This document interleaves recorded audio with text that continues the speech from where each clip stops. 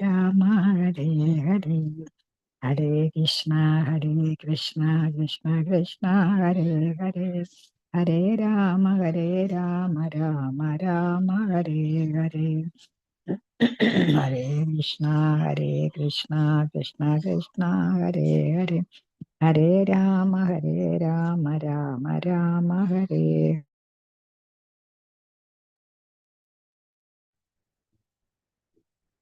ഹരേ കൃഷ്ണ.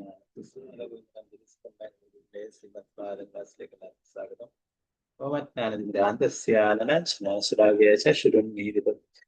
തസ്മൈ ശ്രീ ഗുരുവേ നമഃ. ശ്രീ ചൈതന്യ മനോഭീഷ്ടം സ്ഥാപിതം യേന ഭൂതലേ സ്വയം രൂപഗദാമഹ്യം ദദാതി സുഗതാന്തികം. വന്ദേഹം ശ്രീഗുരു ശ്രീയുതാപദകമലം ശ്രീഗുരു വൈഷ്ണവാംശ ശ്രീരൂപം സകൃചാതം സഗണരഘുനാഥാന്വിതം തം സജീവം സാദ്വൈതം സാവധൂതം പരിജനസഹിതം കൃഷ്ണചൈതന്യദേവം ശ്രീരാധാ കൃഷ്ണപാദാം സഗണലളിതാം ശ്രീവിശാഖാനിതാം. ഹേ കൃഷ്ണ കരുണാ സിന്ധു ദീനബന്ധു ജഗത്പദേ ഗോപേശ ഗോപികാ കാന്ത രാധാ കാന്ത നമസ്തേ. കാഞ്ചന ഗൗരാംഗീ ശ്രീരാധേ വൃന്ദാവനേശ്വരി ഋഷഭാനുസുതേ ദേവി പ്രണമാമി ഹരിപ്രീ. വാഞ്ചാകൽപതരൂപശ കൃപാ സിന്ധുഭ്യേവ ച പതിതാനം പാവനേഭ്യോ വൈഷ്ണവേഭ്യോ നമോ നമഃ. പഞ്ചതത്വാത്മകം കൃഷ്ണം ഭക്തരൂപാസ്വരൂപകം ഭക്താവതാരം ഭക്താഖ്യാൻ നമാമി ഭക്തശക്തി. നിത്യാനന്ദമഹം നൗമി സർവാനന്ദകരം പരം ഹരിനാമപ്രദം ദേവം അവധൂത ശിരോമണി. നമോ മഹാവദിന്യായ കൃഷ്ണപ്രേമപ്രദായതേ കൃഷ്ണായ കൃഷ്ണ ചൈതന്യ നാമ്നേ ഗൗരതിഷേ നമോ വിഷ്ണുപാദായ കൃഷ്ണപൃഷ്ഠായ ഭൂതലേ ശ്രീമതേ ഭക്തിവേദാന്ത സ്വാമിനിധി നാമിനി. നമസ്തേ സരസ്വതേ ദേവി ഗൗരവാണി പ്രചാരിണേ നിർവിശേഷാശൂന്യവാദി പാശ്ചാത്യദേശധാരിണി. ജയ ശ്രീകൃഷ്ണ ചൈതന്യ പ്രഭു നിത്യാനന്ദ ശ്രീ അദ്വൈത ഗദാധര ശ്രീവാസാദി ഗൗരഭക്ത. ഹരേ കൃഷ്ണ കൃഷ്ണ കൃഷ്ണ ഹരേ ഹരേ ഹരേ രാമ രാമ രാമ ഹരേ ഹരേ. ഗുരുവേ ഗൗരചന്ദ്രായ രാധികായ ദദാതേ കൃഷ്ണായ കൃഷ്ണഭക്തായ ഭക്തായ നമഃ. പ്രഭുപാദ് കി ജയ. ഗുരുരാജ് ജയ. തായ ഗുരുപ്രമാനന്ദേ. ഹരേ കൃഷ്ണ.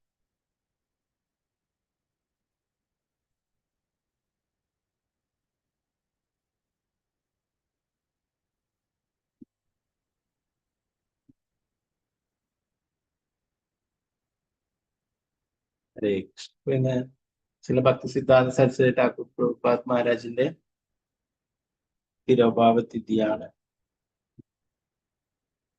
നമുക്ക് അദ്ദേഹത്തിന്റെ പ്രണാമമാത്രം ശ്രീകൊണ്ട് ക്ലാസ്.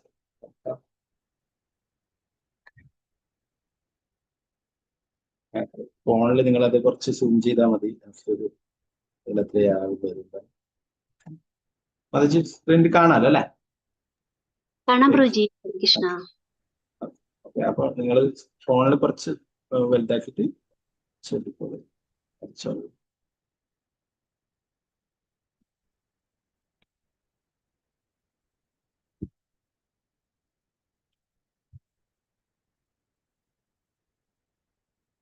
നമോ വിഷ്ണുപാദായ കൃഷ്ണപൃഷ്ഠായ ഭൂതലേ. നമോ വിഷ്ണുപാദായ കൃഷ്ണപൃഷ്ഠായ ഭൂതലേ. ശ്രീമദേ ഭക്തി സിദ്ധാന്ത സരസ്വതി ഇതി നാമിനേ. ശ്രീമദേ ഭക്തി സരസ്വതി ഇതി നാമിനേ. ശ്രീവാഷഭാനവീ ദേവി ദയിതായ കൃപാബ്ദേ.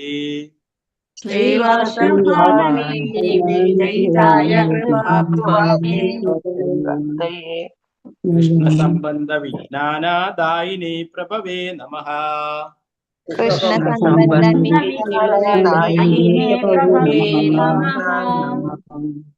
മാധുര്യോജല പ്രേമാട്യാ ശ്രീരൂപാനുഗ ഭക്തിദാ.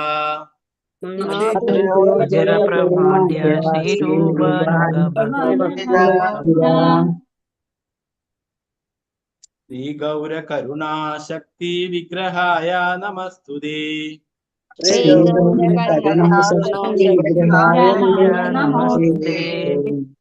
നമസ്തേ ഗൗരവാണി ശ്രീമൂർത്തയേ ദീനധാരിണി.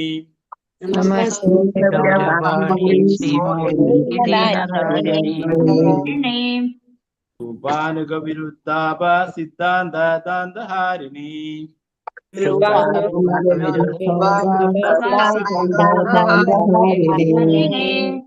കൃഷ്ണ പ്രഭുജി.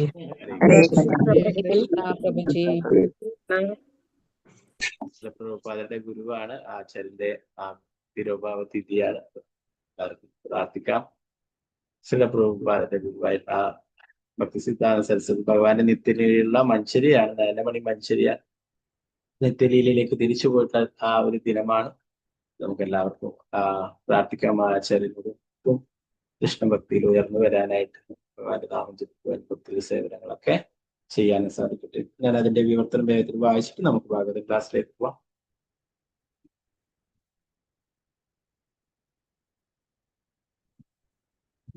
ഭഗവാൻ ശ്രീകൃഷ്ണൻ അത്യന്തം പ്രിയങ്കരനും അദ്ദേഹത്തിന്റെ പാതാരബിന്ദങ്ങളിൽ ശരണം പ്രാപിച്ചവനുമായ ശ്രീല ഭക്തി സിദ്ധാന്ത സരസ്വതിക്ക് ഞാൻ സാദര പ്രണാമങ്ങൾ അർപ്പിക്കുന്നു. ഞാൻ വർഷഭാനുദേവി ദൈതദാസനായ ശ്രീല ഭക്തി സിദ്ധാന്ത സരസ്വതിക്ക് സാദര പ്രണാമങ്ങൾ അർപ്പിക്കുന്നു. അദ്ദേഹം ശ്രീമതി രാധാറാണിക്ക് പ്രിയങ്കരനും കരുണാസമുദ്രവും കൃഷ്ണഭക്തി പ്രദാനം ചെയ്യുന്നവനുമാണ്. ശ്രീ ചൈതന്യ മഹാപ്രഭുവിന്റെ കരുണാശക്തിയുടെ മൂർത്തിമത് ഭാവത്തിന് ഞാൻ സാദര പ്രണാമങ്ങൾ അർപ്പിക്കുന്നു. അദ്ദേഹം ശ്രീല രൂപഗോസ്വാമിയുടെ പരമ്പരയിൽ നിന്ന് വരുന്ന ശ്രീ രാധാകൃഷ്ണന്മാരുടെ മാധുരി രസാൽ സമ്പുഷ്ടമായ പ്രേമഭക്തി പ്രദാനം ചെയ്തു.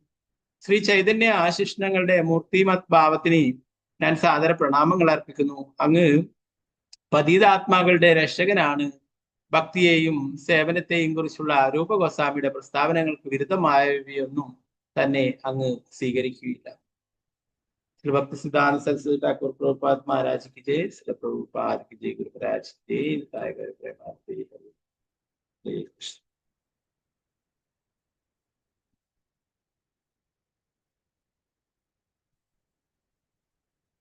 ഉച്ചവരെ ഫാസ്റ്റിംഗ് ആണ്, 12 മണി വരെ.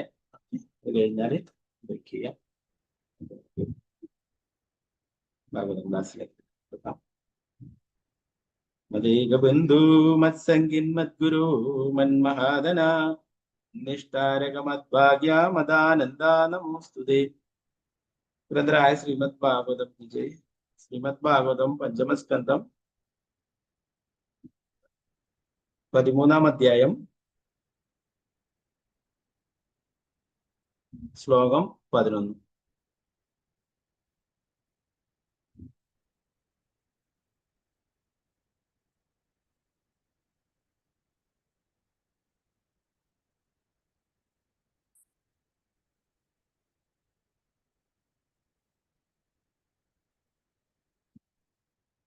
ഓം നമോ ഭഗവതേ വാസുദേവായ.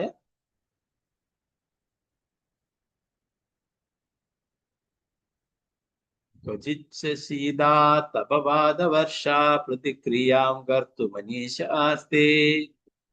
ക്വചിന്മിതോ വിപണന്യച്ഛ കിഞ്ചിത് വിദ്വേഷമൃച്ഛത്യുതവിത്തശാഢ്യാത്. ക്വചിച്ഛീതാ തപവാദവർഷ പ്രതിക്രിയാം കർത്തുമനീശാസ്തേ. കുജിന്മിതോ വിപണന്യച്ഛ കിഞ്ചിത് വിദ്വേഷമൃച്ഛത്യുതവിത്തശാഢ്യാത്. ഹരേ കൃഷ്ണ.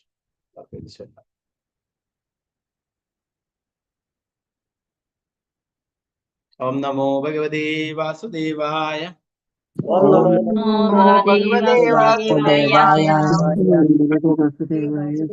കുജിച്ഛീതാതപവാദവർഷാ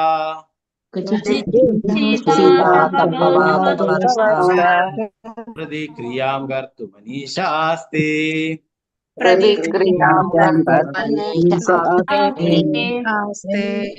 ചിന്മിതോ വിപണന്യച്ഛ കിഞ്ചിത്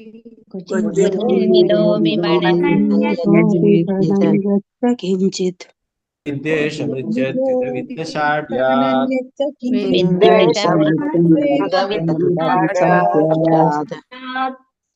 ക്വചിച്ഛീതാതപവാദവർഷാ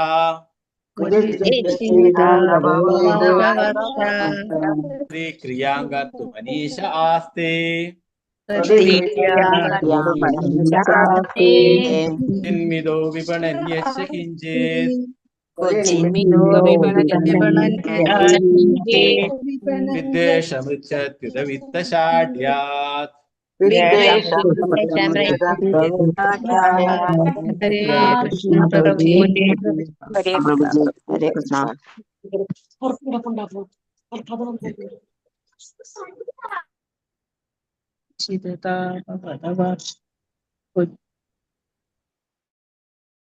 हरे कृष्ण दस्मदजी चलिए। हरे कृष्णा प्रभु जी। ओम नमो भगवते वासुदेवाय। क्वचिच्च शीतातपवात वर्ष प्रतिक्रियां कर्तुमनीश आस्ते। क्वचिन्मितो विपणन् यच्च किञ्चित् विदेशमृच्छत्युत वित्तशाढ्यात्। हरे कृष्णा प्रभु जी। हरे कृष्ण। शाजी माता जी चलिए। हरे कृष्ण। अनम्यूट हरे कृष्णा।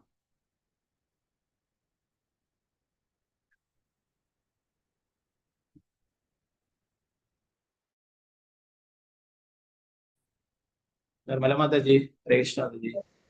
हरे कृष्णा प्रभु जी। और वत्सल शाजी माता जी चलिए पिन्नी चलिए निर्मला माता जी हरे कृष्णा। ओम नमो भगवते वासुदेवाय। क्वचिच्च शीततपवात वर्ष प्रतिक्रियां कर्तुमनीश आस्ते। क्वचिन्मिधो विपणन् यच्च किञ्चित् विद्वेषमृच्छत्युत वित्तशाढ्यात्। हरे कृष्णा प्रभु जी। हरे कृष्णा। निर्मला माता जी चलिए। हरे कृष्णा। हरे कृष्ण प्रभु जी। चलिए। ओम नमो भगवते वासुदेवाय। क्वचिच्च शीतातपवात वर्ष प्रतिक्रियां कर्तुमनीशास्ते।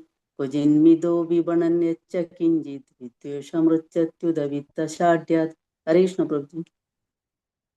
हरे कृष्णा। विजयनारायण माता जी चलिए माता जी। हरे कृष्णा। हरे कृष्णा प्रभु जी। हरे कृष्णा। ओम नमो भगवते वासुदेवाय।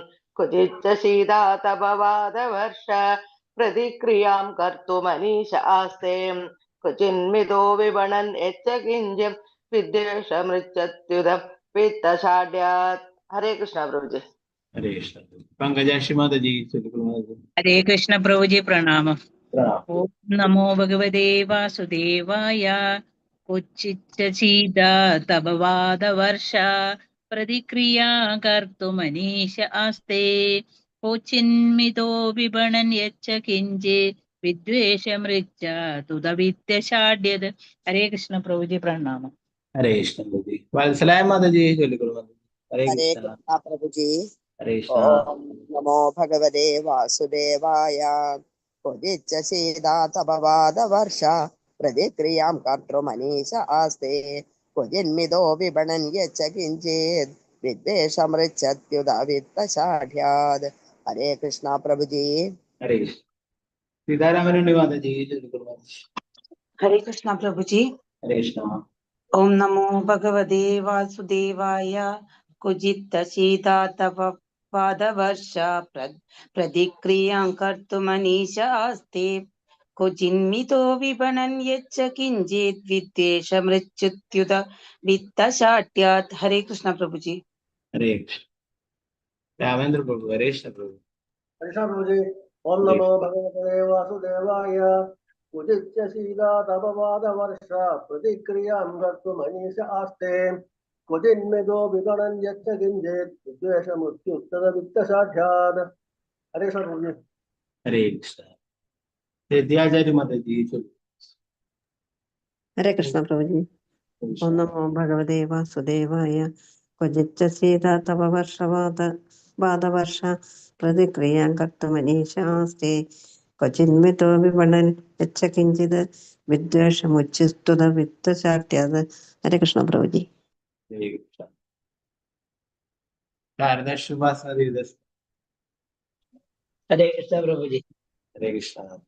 ओम नमो भगवते वासुदेवाय। क्वचित् शीतातपवादवर्षा प्रतिक्रियां कर्तुमनीशमास्ते क्वचित् मिदो विपणन्यच्च किञ्चित् विद्वेषरित्यत्युत वित्तशाढ्यात्। हरे कृष्ण। हरे कृष्ण। सिंधु सीखे माता जी जरूर। हरे कृष्ण प्रभु जी। ओम नमो भगवते वासुदेवाय। कुजिच्च शीतातपवादवर्ष प्रतिक्रिया कर्तुमनीश आस्ते कुजिन्मिदो विपणन् यच्च किञ्चित् विद्वेषमृच्छत्युत वित्तशाढ्यात्। हरे कृष्ण प्रभु जी। हरे कृष्ण। अनुप्रति माता जी जरूर।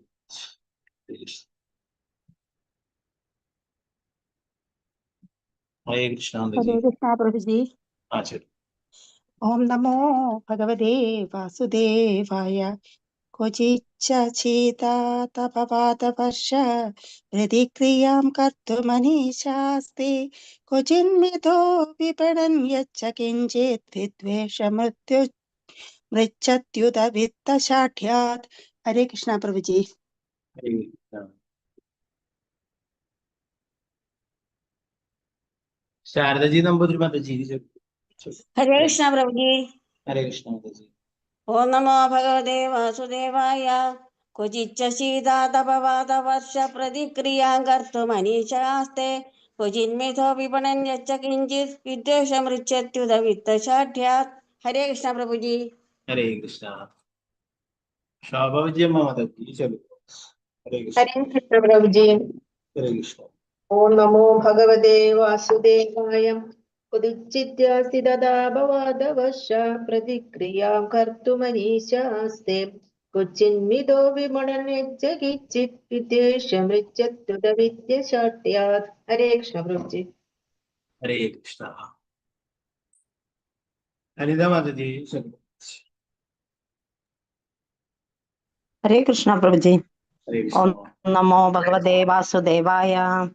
क्वचिच्च शीतातपवादवर्ष प्रतिक्रियां कर्तुमनीश आस्ते क्वचिन्मिदो विपणन् यच्च किञ्चित् विद्वेषमृच्छत्युत वित्तशाढ्यात्। हरे कृष्णा प्रभु जी।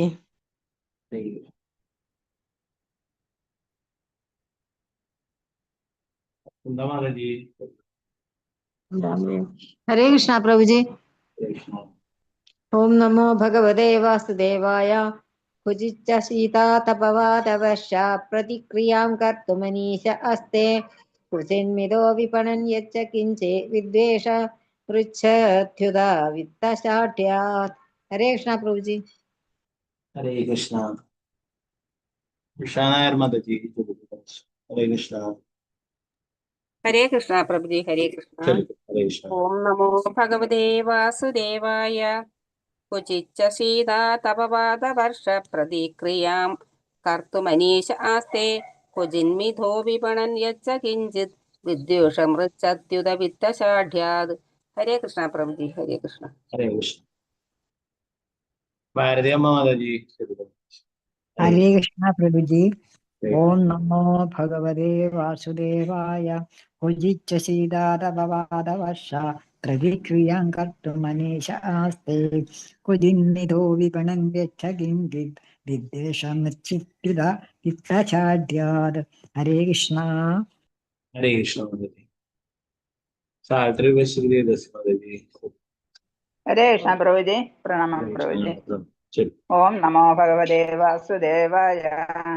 क्वचिच्च शीतातपवादवर्ष प्रतिक्रियां कर्तुमनीश आस्ते क्वचिन्मिदो विपणन् यच्च किञ्चित् विद्वेषमृच्छत्युत वित्तशाढ्यात्। हरे कृष्ण प्रभु जी। हरे कृष्ण माता जी। मेरे जय जय दास माता जी। हरे कृष्ण। प्रभु जी। ओम नमो भगवते वासुदेवाय।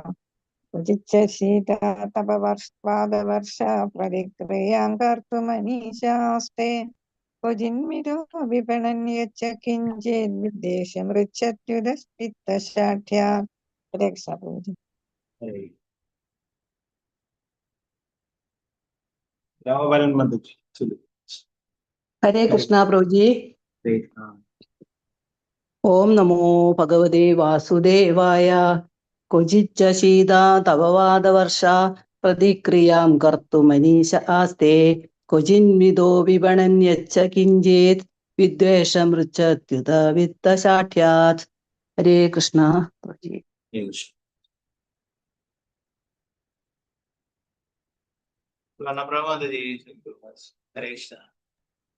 हरे कृष्णा प्रभु जी। ओम नमो भगवते वासुदेवाय। क्वचिच्च शीता तपवात वर्षा प्रतिक्रियां कर्तुमनीश आस्ते क्वचिन्मिथो विपणनेच्च किञ्चित् विद्वेषमृच्छत्युदवृत्तशाठ्यात्. हरे कृष्णा प्रभु जी। हरे कृष्ण दीदी। मालदिशामदी दस्मदी हरे कृष्ण दीदी। हरे कृष्णा प्रभु जी। चलो। ओम नमो भगवते वासुदेवाय। क्वचिच्च शीततापवातवर्ष प्रतिक्रियां कर्तुमनीश आस्ते क्वचिन्मिथो विपणन्यच्च किञ्चित् विद्वेषमृच्छत्युदवित्तशाठ्यात्. हरे कृष्णा प्रभु जी। हरे कृष्ण। शोभा प्रतिमा दीदी। हरे कृष्ण। हरे कृष्णा प्रभु जी। ओम नमो भगवते वासुदेवाय। क्वचिच्च शीतातपवातवर्षा प्रतिक्रियां कर्तुमनीश आस्ते क्वचिन्मिदो विपणन्यच्च किञ्चित् विद्वेषमृच्छत्युदवित्तशाठ्यात्. हरे कृष्णा। हरे कृष्ण। श्री डॉक्टर श्री रंजनी माता जी। हरे कृष्ण। हरे नमो भगवते वासुदेवाय। क्वचिच्च शीतातपवातवर्ष प्रतिक्रियां कर्तुमनीशास्ते क्वचिन्मिथो विपणन्यच्च किञ्चित् विद्वेषमृच्छत्युत वित्तशाठ्यात्. डॉक्टर चित्रा जी माता जी। माता जी। हरे कृष्ण प्रभु जी। ओम नमो भगवते वासुदेवाय। क्वचिच्च शीतातपवातवर्षा प्रतिक्रियां कर्तुमनीशास्ते क्वचिन्मिथो विपणन्यच्च किञ्चित् विद्वेषमित्युच्युत वित्तशाठ्यात्.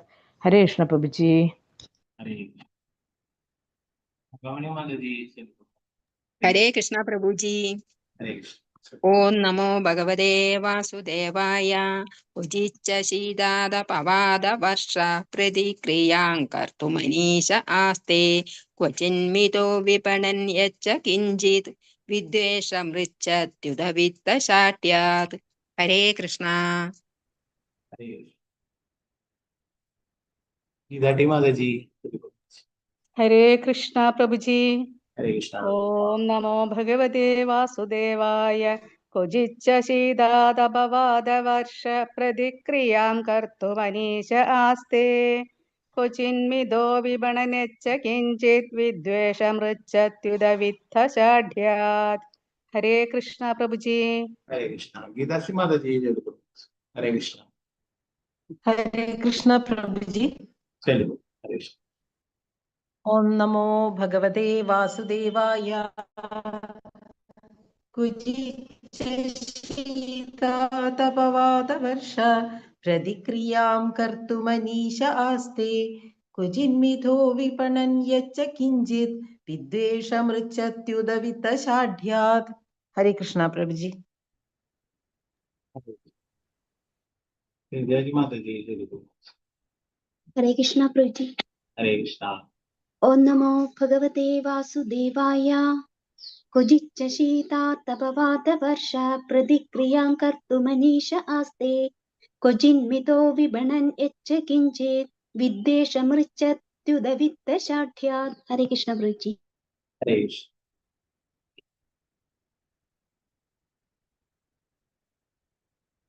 ഓക്കെ നമുക്ക് ഇതിന്റെ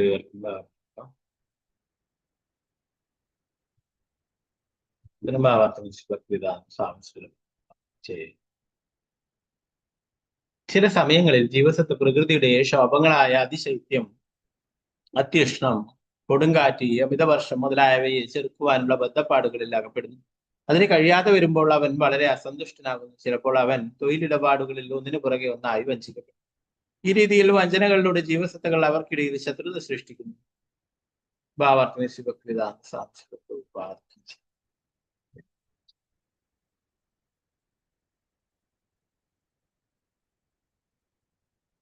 അസ്തിത്വത്തിന് വേണ്ടിയുള്ള ആ സമരത്തിന്റെ ഭൗതിക പ്രകൃതിയുടെ കടന്നാക്രമണത്തെ ചെറുക്കുവാനുള്ള ഉദ്യമത്തിന്റെ ഒരു ഉദാഹരണമാണിത്. ഇത് സമൂഹത്തിൽ ശത്രുത സൃഷ്ടിക്കുകയും പരിണിതഫലമായി സമൂഹം അസൂയാലുക്കളായ ആളുകളെ കൊണ്ട് നിറയുകയും ചെയ്യും.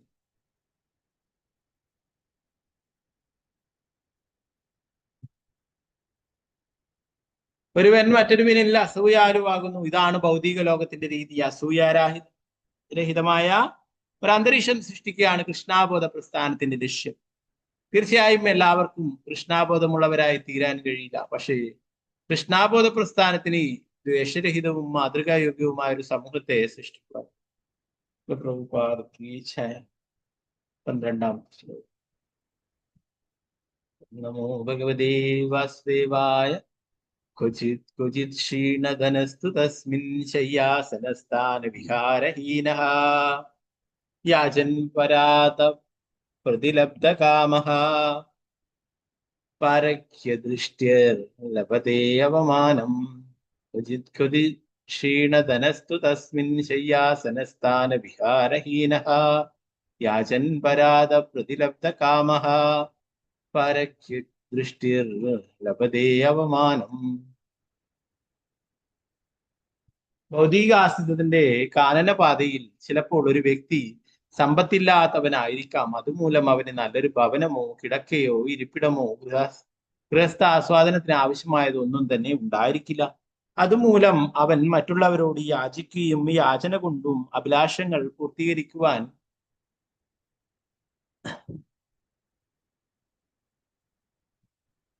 കഴിയാതാകുമ്പോൾ കടം വാങ്ങുകയോ അന്യരുടെ സ്വത്തുക്കൾ അപഹരിക്കുകയോ ചെയ്യുന്നു. അപ്രകാരം അവൻ സമൂഹത്തിൽ അപമാനിതനാകുന്നു. ഭാവാർത്ഥമേസി ഭക്തിവേദാന്ത സ്വാമി ശ്രീല പ്രഭുപാദ്. യാചനയും കടം വാങ്ങലും മോഷണവും എല്ലാം ഈ ഭൗതിക ലോകത്തിന് വളരെ യോജിച്ചതാണ്. ഒരുവനെ ആവശ്യം നേരിടുമ്പോൾ അവൻ യാചിക്കുകയും കടം വാങ്ങുകയും മോഷ്ടിക്കുകയും ചെയ്യും. യാചന വിജയിക്കാതെ വരുമ്പോൾ അവൻ കടം വാങ്ങും. കടം വീട്ടാൻ കഴിയാതെ വരുമ്പോൾ മോഷ്ടിക്കുന്നു. മോഷണത്തിനിടയിൽ പിടിക്കപ്പെടുമ്പോൾ അപമാനിതനാകും. ഭൗതികാസ്തിന്റെ നിയമമാണിത്. ആർക്കും ഇവിടെ വളരെ സത്യസന്ധനായി ജീവിക്കുവാൻ കഴിയില്ല. അതിനാൽ ഒരുവൻ തന്ത്രങ്ങളിലൂടെയും ചതിയിലൂടെയും കടം വാങ്ങിയും മോഷ്ടിച്ചും തന്റെ ഇന്ദ്രിയങ്ങളെ പ്രീതിപ്പെടുത്തുവാൻ ശ്രമിക്കുന്നു. അപ്രകാരം ഈ ഭൗതിക ലോകത്തിൽ ആരും സമാധാനപൂർവം ജീവിക്കുന്നില്ല. പ്രഭുപാദിക്കുന്നു.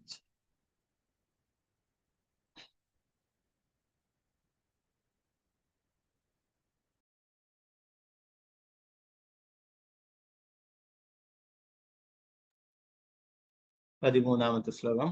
ഓം നമോ ഭഗവതേ വാസുദേവായ. അന്യോന്യവിത്ത വ്യതിശങ്ക വൃദ്ധ വൈരാനുബന്ധോ വിവഹന്മിദശ അധ്വാനം മോഷ്മിന്നുരുക്രുച്ഛവിത്ത ബാധോപസർഗൈർ വിഹരൻ വിപന്നഃ അന്യോന്യവിദ്യാ വ്യതിശങ്ക വൃദ്ധ വൈരാനുബന്ധോ വിവഹന്മിദശ അധ്വന്യമുഷ്മിന്നുരുക്രുച്ഛവിത്ത ബാധോപസർഗൈർ വിഹരൻ വിപന്നഃ.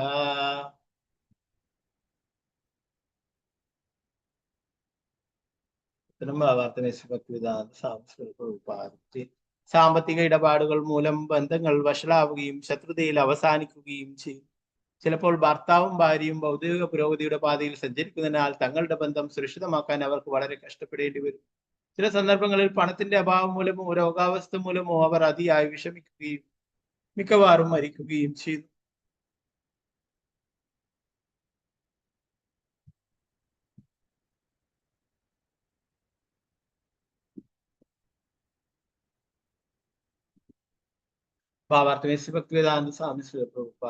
ഈ ഭൗതിക ലോകത്തിൽ വ്യക്തികളും സമൂഹങ്ങളും തമ്മിലും അതുപോലെ രാഷ്ട്രങ്ങൾ തമ്മിലും ധാരാളം ഇടപാടുകൾ.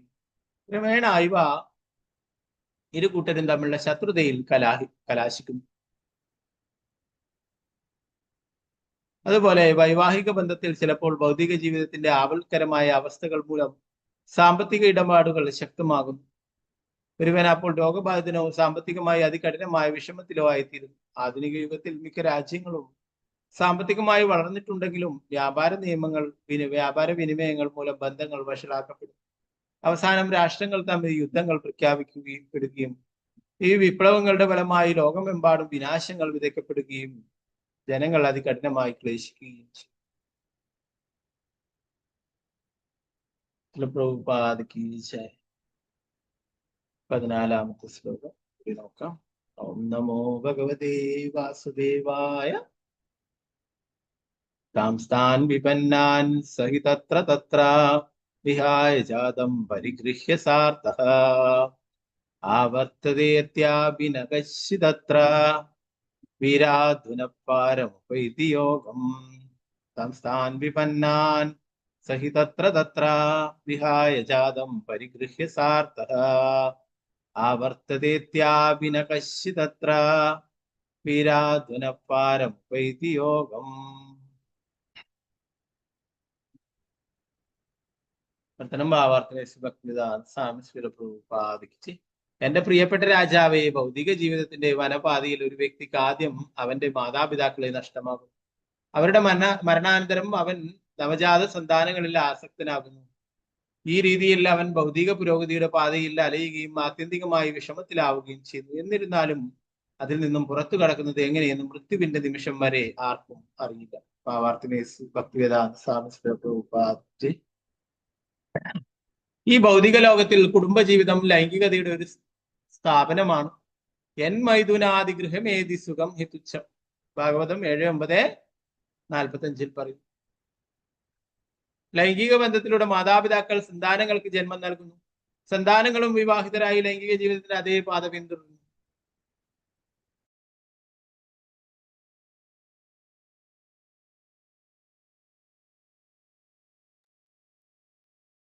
മാതാപിതാക്കളുടെ മരണാനന്തരം വിവാഹിതരാകുന്ന സന്താനങ്ങൾ അവരുടെ സ്വന്തം സന്താനങ്ങൾക്ക് ജന്മം നൽകുന്നു. ആ വിധത്തിൽ ഭൗതിക ജീവിതത്തിന്റെ യാതനകളിൽ നിന്നും മോചനം സാധ്യമാകാതെ തലമുറകൾ തോറും ഈ രീതിയിലുള്ള ജീവിതം തുടരപ്പെടുന്നു. ഭക്തിയോഗത്തിൽ അവസാനിക്കുന്ന ജ്ഞാനത്തിന്റെയും പരിത്യാഗത്തിന്റെയും ആധ്യാത്മിക പ്രക്രിയകൾ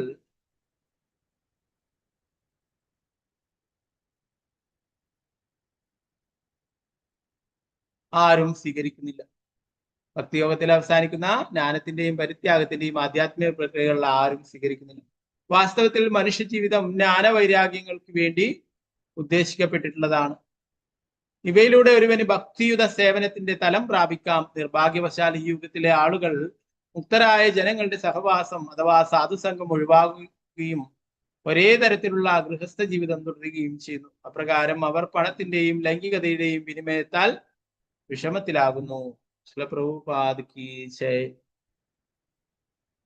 നാരായണ നമസ്കൃത്യ നരം ചൈവ നരോത്തമം ദേവീം സരസ്വതിം വ്യാസം തതോ ജയമുദരേ നഷ്ടപ്രായേഷു ഭദ്രേഷു നിത്യം ഭാഗവത സേവയാ ഭഗവതി ഉത്തമ ശ്ലോകേ ഭക്തിർഭവതി നൈഷ്ഠികേ മൂകം കരോതി വാചാലം പങ്കും ലംഘയതേ ഗിരിം യത്കൃപാതമഹം വന്ദേ ശ്രീ ഗുരു ദീനകാരിണം പരമാനന്ദമാധവം ശ്രീ ചൈതന്യേശ്വരം.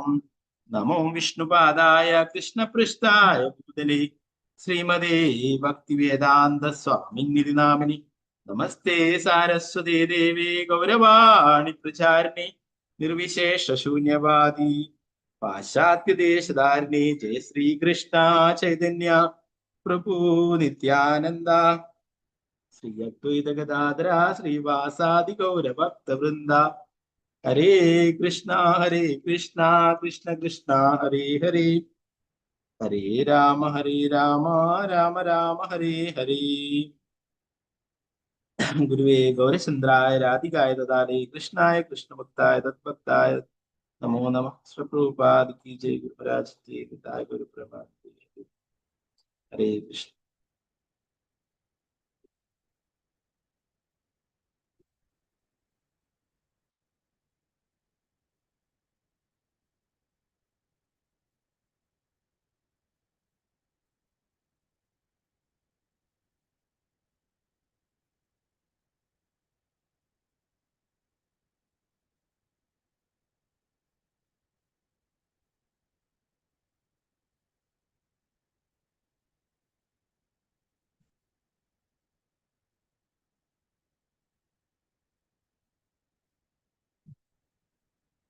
നമ്മളെ ഇന്നലെ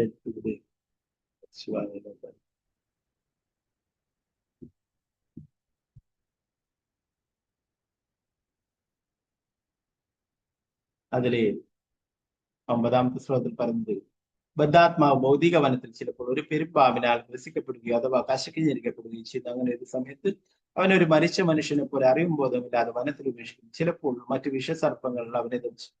അവബോധം അന്ധമായതിനാൽ അവൻ ജീവിതത്തിന്റെ നരകീയ അവസ്ഥയുടെ ഒരു ഇരുണ്ട കിണറ്റിൽ വീണ് രക്ഷപ്പെടാൻ യാതൊരു സാധ്യതയുമില്ലാതെ കിടക്കുന്നു.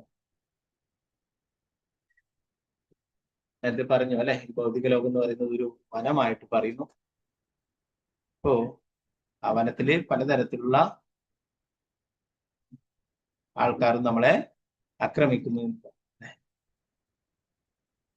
അപ്പൊ എന്തുകൊണ്ടാണ് ഇവിടെ അജ്ഞതയിലാണ് ഈ ഭൗതിക ലോകത്തിൽ അല്ലെ? അതുകൊണ്ട് തന്നെ ആ ശരീരത്തിന് വേണ്ടിയിട്ടുള്ള കാര്യങ്ങൾക്കായിട്ട് ഇണഞ്ഞോ പരിശ്രമിച്ചു കൊണ്ടേയിരിക്കും.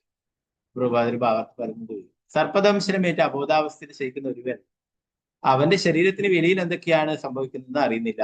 ഈ അബോധാവസ്ഥ ഗാഠനിദ്രയുടെ അബോധാവസ്ഥ. അതുപോലെ മായാശക്തിയുടെ മടിയിൽ അബോധാവസ്ഥയിൽ ഉറങ്ങുകയാണ് ബദ്ധാത്മാവ്. ഭക്തി വിനോദ ഠാക്കൂർ ഇങ്ങനെ പാടി, കഥാനിദ്രയാവമായ പിശാചീര കൊലഹ.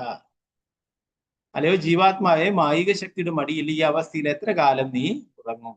ആധ്യാത്മിക ജീവിതത്തിന്റെ അറിവില്ലാതെ തങ്ങൾ ഭൗതിക ലോകത്തിൽ ഉറങ്ങുകയാണെന്ന് വാസ്തവത്തിൽ ജനങ്ങൾ അറിയുന്നില്ല. ആയതിനാൽ ചൈതന്യ മഹാപ്രഭു പറയുന്നു,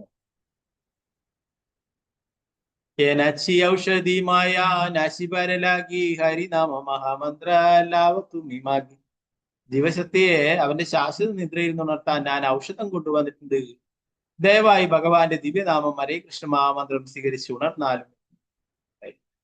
ഇതാണ് ഭഗവാന്റെ ദിവ്യനാമം. അത് ദിവ്യ ഔഷധമാണ് അല്ലെ? നേരത്തെ നമ്മൾ മുകുന്ദമാലയിലും പഠിക്കുകയുണ്ടായി അല്ലെ? ശ്രീകൃഷ്ണ ദിവ്യ ഔഷധം കുടിക്കുവാനായിട്ട് പറയുന്നു അല്ലെ? ഇത് എല്ലാ വിഷമങ്ങളെയും ഇല്ലാതാക്കുന്നത് ആ ദിവ്യ ഔഷധമാണ് കുലശേഖരാൾ പറഞ്ഞത്. അതുപോലെ ചൈതന്യ മഹാപ്രഭു എന്താ പറയുന്നത്? നിങ്ങളൊക്കെ ആ നിദ്രയിൽ നിന്ന് ഉണരൂ, ഞാനിവിടെ നിങ്ങൾക്ക് ദിവ്യ ഔഷധം കൊണ്ടുവന്നിട്ടുണ്ട്. ശ്രീ ചൈതന്യ മഹാപ്രഭു അല്ലെ ഹരിനാമം പ്രചരിപ്പിക്കുവാനായിട്ട് സ്വയം ഭഗവാൻ തന്നെയാണ് ശ്രീ ചൈതന്യ മഹാപ്രഭുവായിട്ട് വന്നിട്ടുള്ളത് അല്ലെ?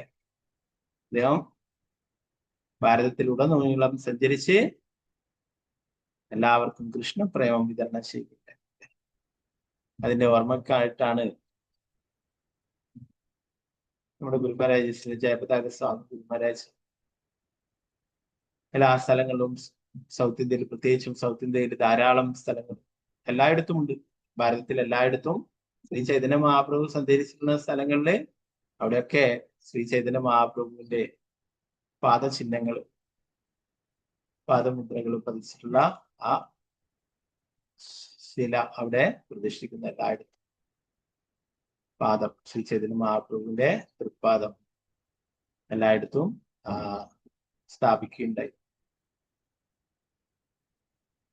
അപ്പൊ സാക്ഷാൽ ഭഗവാൻ തന്നെയാണ് ഇവിടേക്ക് വന്നിട്ടുള്ളത് അല്ലെ? ഇതിനാണ് ബദ്ധജീവാത്മാക്കളൊക്കെ രക്ഷപ്പെടുത്തുവാനായിട്ട് അല്ലെ? അപ്പോ ഭൗതിക ലോകത്തില് എല്ലാവരും ശരീരസങ്കല്പത്തില് ജീവിക്കുകയാണ്. അവര് തങ്ങള് ശാശ്വതമായിട്ടുള്ള ഭഗവാന്റെ അംശമാണ്, ആത്മാവാണെന്നുള്ള കാര്യം മറന്നു പോയിരിക്കുന്നു അല്ലെ? അപ്പോ അതുകൊണ്ട് ഇവിടെ ഭക്തിവിനോദ ഠാക്കൂർ പറയുന്നത്, നിങ്ങള് എഴുന്നേൽക്കും, എത്ര കാലം ഇങ്ങനെ മായയുടെ മടിയിൽ കിടന്നുറങ്ങും എന്ന് ചോദിക്കും. കഠോപനിഷത്തും പറയുന്നു, ഉത്തിഷ്ഠ ജാഗ്രത പ്രാപ്യ വരാൻ നിബോധത. അല്ലയോ ജീവാത്മാവ്, നീ ഭൗതിക ലോകത്തിൽ ഉറങ്ങുകയാണ്, ദയവായി ഉയർന്നെഴുന്നേറ്റ്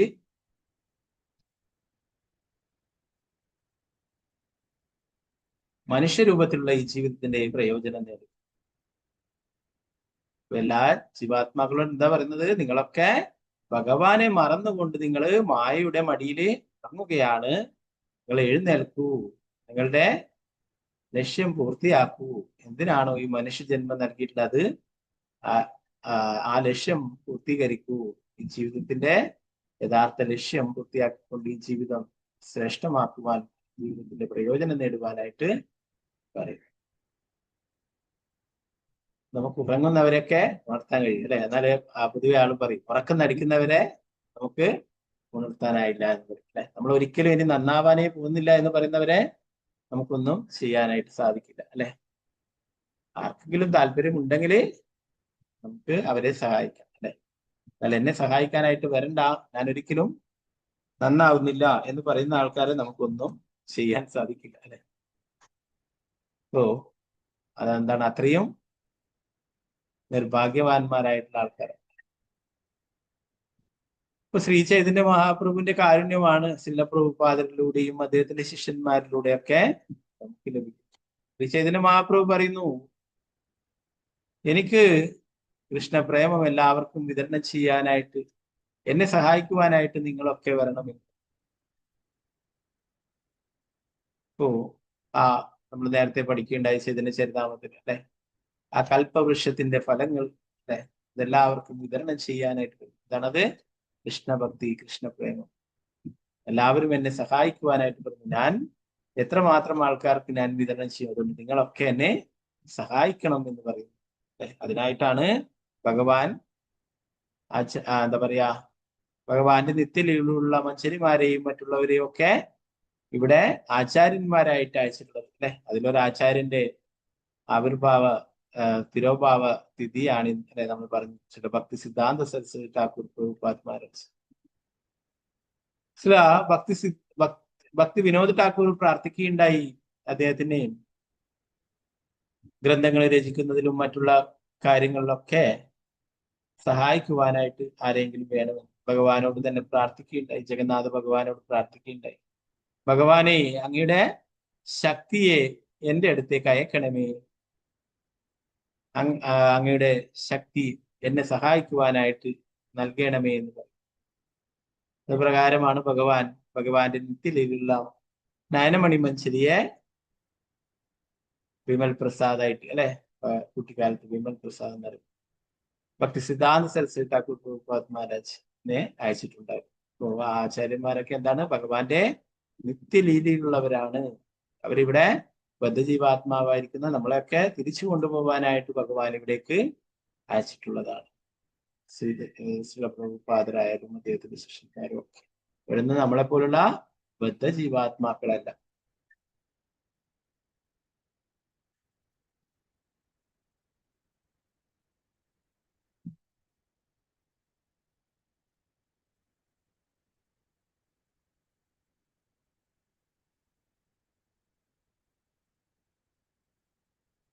എല്ലാ ജ്ഞാനം നഷ്ടപ്പെട്ട അവസ്ഥയാണ് നിദ്രാവസ്ഥ. ഇപ്പൊ നേരത്തെ നമ്മൾ ഭഗവത്ഗീതയിൽ പഠിക്കുകയുണ്ടായി, അല്ലെ? ആത്മനിയന്ത്രണമുള്ളവരെ എല്ലാവരും ഉറങ്ങുന്ന സമയത്തും ഉണർന്നിരിക്കും. ചില പ്രഭുപാദരൊക്കെ എല്ലാവരും ഉറങ്ങുന്ന സമയത്തും ഉണർന്നിരുന്നിട്ട് ഭഗവാനെ സംബന്ധിച്ചുള്ള ഗ്രന്ഥങ്ങൾ എഴുതുകയായിരുന്നു. അപ്പോ ദിവസത്തില് 1 മണിക്കൂറോ 2 മണിക്കൂറോ ഒക്കെ റെസ്റ്റ് എടുത്തിട്ട് ബാക്കി സമയം മുഴുവൻ കൃഷ്ണാബോധത്തിനായിട്ടായിരുന്നു. ശിഷ്യന്മാരൊക്കെ കാണും പ്രഭുപാദരുടെ റൂമിൽ അവരെ എത്തി നോക്കുമ്പോൾ പ്രഭുപാദര് ധാരാളം ആചാര്യന്മാരുടെ ഗ്രന്ഥങ്ങളൊക്കെ വെച്ചിട്ട് ഓരോ ശ്ലോകത്തിനും ഓരോ ആചാര്യന്മാർ എന്താണ് പറഞ്ഞിട്ടുള്ളത് എന്നുള്ള കാര്യങ്ങളൊക്കെ അദ്ദേഹത്തിന്റെ ഭാവാർത്ഥത്തിൽ എഴുതുന്നു. അപ്പോ അവരങ്ങനെ ശിഷ്യന്മാര് തന്നെ നേരിട്ട് ഒരു ശിഷ്യൻ അത് കണ്ട് ഇതൊക്കെ എഴുതുന്നത് കണ്ടിട്ട് ആവേശമായിട്ട് ഒച്ചത്തില് ജപിക്കാൻ തുടങ്ങിയിരുന്നു. പ്രഭുപാദര് ഉടനെ അവിടെ ഉണ്ടായിരുന്നോ കുറച്ച് വെള്ളം എടുത്തിട്ട് ജനലിലൂടെ കൂടി പുറത്തേക്ക് ഒഴിക്കുകയുണ്ടായിരുന്നു. അദ്ദേഹത്തോട് പറഞ്ഞു, പുറത്തു പോയിട്ട് ജപിക്കുക ഒച്ചത്തില്. അപ്പൊ അദ്ദേഹം ആവേശമായിട്ട് എന്താണ് ഞാൻ കണ്ടുപിടിച്ചു പ്രഭുപാദര് എങ്ങനെയാ ഭാവാർത്ഥം എന്നുള്ളതിൽ ഒച്ചത്തിൽ ജപിക്കുകയുണ്ടായി. പ്രഭുപാദര് എല്ലാ സമയത്തും രാത്രിയിലും പകലും രാത്രിയൊക്കെ കഷ്ടപ്പെടുത്തി ഇരുന്നിട്ട് ഉണ്ടാക്കിയിട്ടുള്ളതാണ് ഈ ഭാവാർത്ഥമൊക്കെ. അത്രയും പ്രധാനപ്പെട്ടതാണ്. പിന്നെ എല്ലാ ഗ്രന്ഥങ്ങളും മറ്റുള്ള ആർക്ക് വേണ്ടിയിട്ടാണ്? നമ്മളെപ്പോലുള്ള ബദ്ധജീവാത്മാക്കൾക്ക് യഥാർത്ഥ ജ്ഞാനം നൽകാനായിട്ട്. അതുകൊണ്ടാണ് പറയുന്നത്, യഥാർത്ഥ ജ്ഞാനം ലഭിക്കാത്തത് കൊണ്ടൊക്കെ എല്ലാവരും മായയുടെ പിടിയിലാണ്. ഉന്നത ഗ്രഹങ്ങളിൽ പോലും എല്ലാവരും മായാശക്തിയുടെ വശീകരണത്തിലാണ്. ജീവിതത്തിന്റെ യഥാർത്ഥ മൂല്യത്തിൽ ആരും താല്പര്യരല്ല. കാലസർപ്പം അഥവാ കാലഘടകം എന്ന് വിളിക്കപ്പെടുന്ന നിദ്രാവസ്ഥയെ ജീവസത്തെ അജ്ഞതയുടെ തലത്തിലാക്കുന്നതിനാൽ അവന്റെ പരിശുദ്ധാവബോധം നഷ്ടമാകും. വനത്തിൽ ധാരാളം പൊട്ടക്കിണറുകളുണ്ട്. അതിലൊന്നിൽ വീണുപോയാൽ ഒരുവന് പിന്നീട് രക്ഷപ്പെടാൻ അവസരമുണ്ടാവില്ല. നിദ്രാവസ്ഥയിൽ ഒരുവൻ എന്നേക്കുമായി ഏതെങ്കിലും മൃഗങ്ങളാൽ, പ്രത്യേകിച്ചും സർപ്പങ്ങളാൽ കടിക്കപ്പെടും. എന്താ പറയുന്നത്? ജീവിതം എന്തിനാണ്, ജീവിതത്തിന്റെ ലക്ഷ്യത്തെക്കുറിച്ച് ആർക്കും അറിവില്ല അല്ലെ? അവരൊക്കെ അതുകൊണ്ട് കാലസർപ്പത്താൽ വിഴുങ്ങപ്പെടുന്നു. അപ്പൊ അതുപോലെ തന്നെ വീണ്ടും വീണ്ടും ഇവിടെ ജനിച്ചും മരിച്ചും കൊണ്ടിരിക്കും അല്ലെ? പൊട്ടക്കിണറിൽ വീഴുന്നു എന്നത്.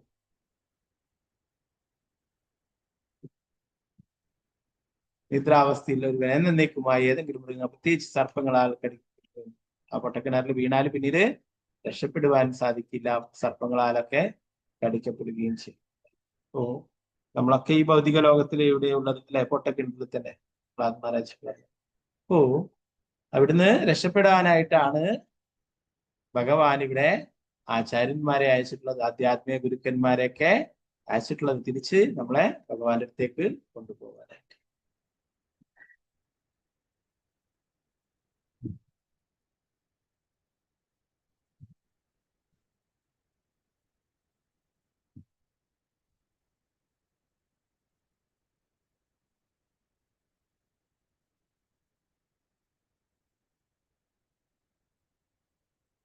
പത്താമത്തെ ശ്ലോകം പറഞ്ഞത്, ചില സന്ദർഭങ്ങളിൽ നിസ്സാരമായ ലൈംഗിക ആസ്വാദനം ഒരുവൻ ചാരിത്രമംഗം സംബന്ധിച്ച് സ്ത്രീയുടെ പിന്നാലെ യുദ്ധമത്തിൽ അവൻ ബന്ധുജനങ്ങളാൽ അപമാനിക്കപ്പെടുകയും ശാസിക്കപ്പെടുകയും തേനെടുക്കുവാൻ തേനീച്ചക്കൂട്ടിൽ പോവുകയും തേനീച്ചകളാൽ ആക്രമിക്കപ്പെടുകയും ചെയ്യുന്നത് പോലെയാണ് ഇത്. ധാരാളം പണം ചെലവഴിച്ചതിനു ശേഷം ചിലപ്പോൾ ഒരുവൻ കൂടുതൽ ഇന്ദ്രിയാസ്വാദനം മറ്റൊരു സ്ത്രീയെ ലഭിച്ചെന്ന് ദൗർഭാഗ്യവശാൽ അപ്പോഴേക്കും ഇന്ദ്രിയാസ്വാദനം ആ സ്ത്രീ മറ്റൊരു കളങ്ങിയതിനാൽ തട്ടിക്കൊണ്ടുപോകും. ആണ് ഓരോരോ ഇന്ദ്രിയ സംതൃപ്തിക്ക് വേണ്ടിയിട്ട് ഓരോരോ കാര്യങ്ങളും ചെയ്തിട്ട് പിന്നീട് അപമാനിക്കപ്പെടുന്നു. അവൻ സമൂഹത്താൽ അപമാനിക്കപ്പെടുകയും ശാസിക്കപ്പെടുകയും ഒക്കെ ചെയ്യുന്നു. കലിയുഗത്തിൽ ഇപ്പോഴും സംഭവിച്ചിരിക്കുന്ന കാര്യങ്ങളാണ് ഭാഗവതത്തിൽ ജഡഭരതൻ പറയുന്നത് അല്ലെ?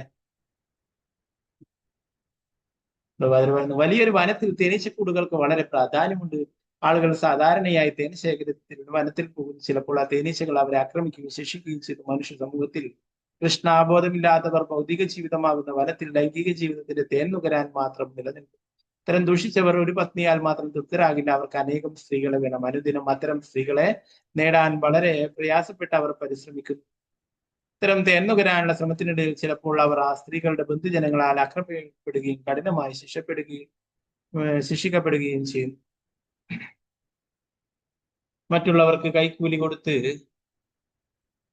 ഒരുവന് മറ്റൊരു സ്ത്രീയെ നേടാൻ കഴിഞ്ഞേക്കും. വേറൊരു ദുഷ്ടവൻ കൂടുതൽ മോഹന വാഗ്ദാനങ്ങൾ നൽകി അവളെ ഭൗതിക ലോകമാകുന്ന വനത്തിൽ ഇത്തരം സ്ത്രീവേട്ടകൾ ചിലപ്പോൾ നിയമപരമായും ചിലപ്പോൾ നിയമവിരുദ്ധമായും നടന്നു വരും. അതിനാൽ കൃഷ്ണാബോധ പ്രസ്ഥാനത്തിലെ ഭക്തർക്ക് അവിഹിത ലൈംഗിക ബന്ധം വിലക്കിയിരിക്കുന്നു. അതുമൂലം അവർക്ക് ധാരാളം പ്രയാസങ്ങൾ ഒഴിവാക്കാൻ കഴിയും. ഒരുവൻ ശരിയായ രീതിയിൽ വിവാഹം ചെയ്ത് ഒരു ഭാര്യയോടൊത്ത് എന്നും ജീവിക്കണം. അവന് തന്റെ കാമപൂർത്തി ഭാര്യയുടെ സംതൃപ്തമാക്കാനും സമൂഹത്തിൽ കുഴപ്പങ്ങൾ സൃഷ്ടിക്കാതിരിക്കാനും ശിക്ഷിക്കപ്പെടാതിരിക്കാനും അതുമൂലം സാധിക്കും. അപ്പൊ അതില് ധാരാളം വിദേശത്തുള്ള ആൾക്കാരെയൊക്കെ മാറ്റിയിരുന്നു. വിദേശത്ത് ഒരാൾക്ക് തന്നെ ധാരാളം ഗേൾ ഫ്രണ്ട്സ് ഉണ്ട് അല്ലെ? അവിടെ പ്രഭുപാദന്റെ അടുത്ത് വരുമ്പോ സത്സംഗത്തിലൊക്കെ വരുമ്പോ ഓരോരാഴ്ചയും ഒരാള് ഓരോ പെണ്ണിനെയും കൂട്ടിട്ട് ഇതാരാ ഇതെന്റെ ഗേൾ ഫ്രണ്ട്, ഇതാരാ ഇതെന്റെ ഗേൾ ഫ്രണ്ട് അല്ലെ?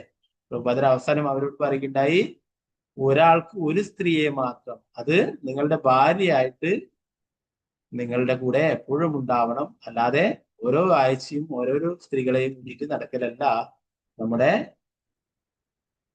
യഥാർത്ഥ കൾച്ചർ എന്ന് പറയുന്നില്ല. പിന്നീട് അവർക്കൊക്കെ സീരിയസ് ആയിട്ട് ഭക്തി ചെയ്യുന്ന അവരൊക്കെ പ്രഭുപാദർ തന്നെ അവരുടെയൊക്കെ കല്യാണമൊക്കെ നടത്തി കൊടുക്കും. പ്രഭുപാദർക്ക് ആദ്യ കാലങ്ങളിൽ 3 ഗൃഹസ്ഥ ഭക്തന്മാരാണ് കൃഷ്ണാബോധം പ്രചരിപ്പിക്കുവാനായിട്ട് എല്ലായിടത്തും സഞ്ചരിച്ചിരുന്നു. പ്രഭുപാദർക്ക് സഹായിക്കാനായിട്ടൊക്കെ പോയിട്ടുണ്ടായിരുന്നു. ഇപ്പൊ പ്രഭുപാദർ അങ്ങനെയുള്ളവരെയൊക്കെ വിദേശത്ത്, ഭാരതത്തിൽ കുറവല്ല, വിദേശ രാജ്യങ്ങളിലെ അങ്ങനെയാണ്. വിവാഹിത ബന്ധങ്ങളെക്കാളും കൂടുതൽ ഫ്രണ്ട്ഷിപ്പ് ആയിട്ടുള്ള അങ്ങനെയുള്ള ബന്ധങ്ങൾ അല്ലെ? അതിനൊക്കെ പ്രഭുപാദരി അവരെയൊക്കെ പറഞ്ഞ് മനസ്സിലാക്കുകയും തെറ്റാണെന്നുള്ള കാര്യം ബോധ്യപ്പെടുത്തുകയും അവരൊക്കെ ശരിയായ വഴിയിലേക്ക് അല്ലെ? ധാരാളം വൃന്ദാവനത്തിലൊക്കെ പോയാൽ കാണാം ധാരാളം ഭക്തന്മാർ. അവരൊക്കെ അത്രയും എന്താ പറയാ നല്ല ഗൃഹസ്ഥരായി ജീവിക്കുന്നു. അതുപോലെ തന്നെ എന്താ പറയുക, നമ്മുടെ ഇവിടെയുള്ള ആൾക്കാർ പലതരത്തിലുള്ള വേഷങ്ങളൊക്കെ ആയിരിക്കും. അവര് ഭാരതീയമായിട്ടുള്ള ആ വേഷങ്ങളൊക്കെ ധരിച്ചിട്ട് എന്താ പറയുക കൃഷ്ണാബോധം പരിശീലിക്കും. നമ്മൾ കഴിഞ്ഞ ക്ലാസ്സിൽ പറഞ്ഞ വൃന്ദാവനത്തിൽ കൃഷ്ണ ബലറാം ടെമ്പിൾ അവിടെ നല്ല രീതിയിൽ ഭക്തി ചെയ്യുവാനായിട്ട് ക്ഷേത്രം നിർമ്മിച്ചിരിക്കുന്നു. അവിടെ ധാരാളം ഭക്തന്മാരെ കാണാം. അവിടെയൊക്കെ ഇത്രയും സീരിയസ് ആയിട്ട് ഭക്തി ചെയ്യുന്ന വ്യവസ്ഥ ആശ്രമത്തിൽ നിന്നു.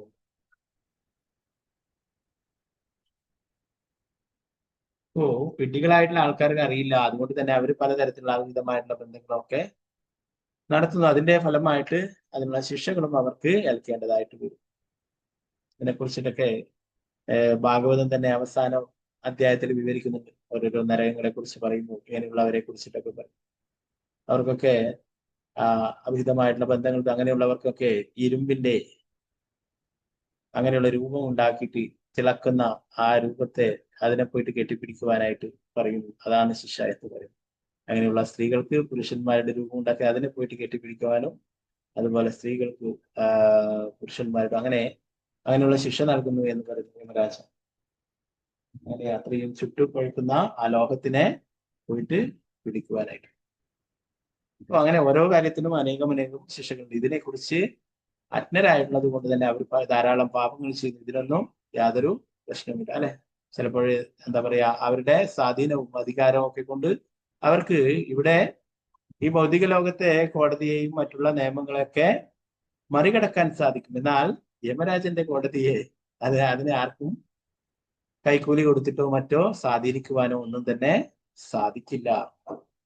തീർച്ചയായിട്ടും ആ ശിക്ഷ അനുഭവിക്കേണ്ടതായിട്ട് ഓരോ കാര്യങ്ങൾക്കും ഓരോരോ ശിക്ഷ, ഓരോ നരകങ്ങളിൽ പോയിട്ട് ഓരോ ശിക്ഷകൾ. 11ാമത്തെ ശ്ലോകത്തിൽ പറയുന്നത് പ്രകൃതിയാൽ ഉണ്ടാവുന്ന ധാരാളം കഷ്ടതകളെ കുറിച്ച് പറഞ്ഞു, അല്ലെ? നമ്മൾ കഴിഞ്ഞ ക്ലാസ്സിലൊക്കെ പറഞ്ഞു 3 തരത്തിലുള്ള ക്ലേശങ്ങൾ, അല്ലെ? ആധ്യാത്മിക, ആദിഭൗതിക, ആദിദൈവിക, ഇങ്ങനെയുള്ള ക്ലേശങ്ങളുണ്ട്. ഇവിടെ പറയുന്നു കൊടുങ്കാറ്റ്, അത്യുഷ്ണം, അല്ലെ? ഓരോ ശൈത്യം, അല്ലെ? സാധാരണ ആൾക്കാരുടെ രീതി അതാണ്. മഴയാകുമ്പോൾ എന്തൊരു മഴയാണ് എന്നൊക്കെ പറയും, അല്ലെ? ആൾക്ക് പുറത്തിറങ്ങാൻ. കുറച്ച് കഴിഞ്ഞ് വെയിലാകുമ്പോൾ എന്തൊരു വെയിലാണ്. അപ്പൊ അങ്ങനെ ചില സമയങ്ങളിൽ ജീവസത്വ പ്രകൃതിയുടെ ശോഭങ്ങളായ അതിശൈത്യം, അത്യുഷ്ണം, കൊടുങ്കാറ്റ്, അമിതവർഷം മുതലായവകളെ ചെറുക്കാനുള്ള ബന്ധപ്പാടുകളാകും. അതിന് കഴിയാതെ വരുമ്പോൾ അവൻ വളരെ അസന്തുഷ്ടനാകും. ചിലപ്പോൾ അവൻ തൊഴിലിടപാടുകൾ ഒന്നിനു പുറകെ ഒന്നായി വഞ്ചിക്കും. ഈ രീതിയിൽ വഞ്ചനകളിലൂടെ ജീവസത്തകൾ അവർക്കിടയിൽ ശത്രുത സൃഷ്ടിക്കുന്നു. ധാരാളം ക്ലേശങ്ങൾ ഉണ്ടാവുന്നു, അല്ലെ? ഓരോരോ സീസണില് അത്രയും. ഇവിടെയൊക്കെ കേരളത്തിലൊക്കെ കുറവാണ്, അല്ലെ? മറ്റു നോർത്ത് ഇന്ത്യയിലും മറ്റിടത്തൊക്കെ പോയി കഴിഞ്ഞാൽ ഇപ്പോഴൊക്കെ അവിടെയൊക്കെ അത്രയും തണുപ്പാണ്. ഡൽഹി പോലുള്ള സ്ഥലങ്ങളിലൊക്കെ തണുപ്പാണ്. അപ്പോ ഇവിടെ എന്താ പറയാ, ഒരു മീഡിയം, അല്ലെ?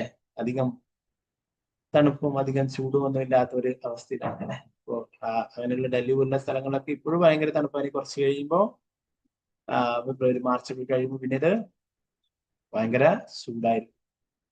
അപ്പോ അത്രയും ചൂടും തണുപ്പും ഇതൊക്കെ ആയിട്ട് ആൾക്കാർ ഇങ്ങനെ വിഷമിച്ചു കൊണ്ടേയിരിക്കുന്നതാണ്.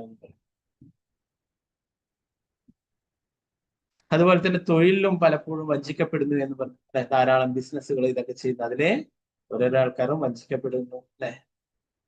അത് അങ്ങനെ തന്നെ അവര് ശത്രുതയിലാവുകയും ചെയ്യുന്നു, ശത്രുത സൃഷ്ടിക്കുകയും ചെയ്യുന്നു.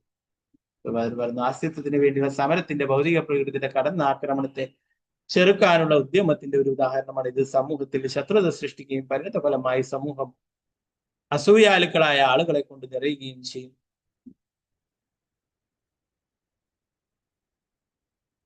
ഒരുവൻ മറ്റൊരുവനിൽ അസൂയാലുവാകുന്നു. ഇതാണ് ഭൗതിക ലോകത്തിന്റെ രീതി, അല്ലെ? ബിസിനസ് ഒക്കെ ചെയ്ത് ധാരാളം ആൾക്കാരെ കാണാം വഞ്ചിക്കുന്നതും, അല്ലെ? അവരെ വധിക്കുന്നതും, അല്ലെ? പാർട്ട്ണർമാരൊക്കെ ആയിട്ട് ബിസിനസ് ചെയ്തിട്ട് അങ്ങനെയൊക്കെയാണ് അവര് ഒരു പാർട്ട്ണറെ വധിക്കും, അല്ലെങ്കിൽ അവരൊക്കെ ജയിലിലാക്കും. പിന്നീട് ആ ബിസിനസ് ഇവിടെയൊക്കെ കുറവാണ്, വിദേശ രാജ്യങ്ങളിൽ അങ്ങനെയാണ്. ബിസിനസ് പാർട്ട്ണറായിട്ട് ബിസിനസ് ഒക്കെ തുടങ്ങിയിട്ട് കുറച്ച് കഴിയുമ്പോൾ എന്തെങ്കിലും കേസിലൊക്കെ പെടുത്തി അവനെ പിടിച്ച് ജയിലിലിടും. പിന്നീട് അത് ആ ബിസിനസ് ഇതൊക്കെ സ്വന്തമാക്കും. അപ്പൊ അങ്ങനെ ധാരാളം ചതിയും മറ്റൊക്കെ ചെയ്യുന്ന അങ്ങനെ ശത്രുതകളൊക്കെ ഉണ്ടാകുന്നു. എല്ലാവരും അസൂയാലുക്കളാണ് ഈ ഭൗതിക ലോകത്തിൽ എന്ന്. അസൂയാരഹിതമായ ഒരു അന്തരീക്ഷം സൃഷ്ടിക്കുകയാണ് കൃഷ്ണാബോധ പ്രസ്ഥാനത്തിന്റെ ലക്ഷ്യം. തീർച്ചയായും എല്ലാവർക്കും കൃഷ്ണാബോധമുള്ളവരായി തീരാൻ കഴിയില്ല. പക്ഷെ കൃഷ്ണാബോധ പ്രസ്ഥാനത്തിന് ദേശരഹിതവും മാതൃകായോഗ്യവുമായ ഒരു സമൂഹത്തെ സൃഷ്ടിക്കുവാൻ കഴിയും. എന്താണ്? അസൂയാരഹിതമായിട്ടുള്ള ഒരു സമൂഹത്തെ സൃഷ്ടിക്കുകയാണ് കൃഷ്ണാബോധ പ്രസ്ഥാനത്തിന്റെ ലക്ഷ്യമെന്ന് പ്രഭുപാദയുടെ പറയും.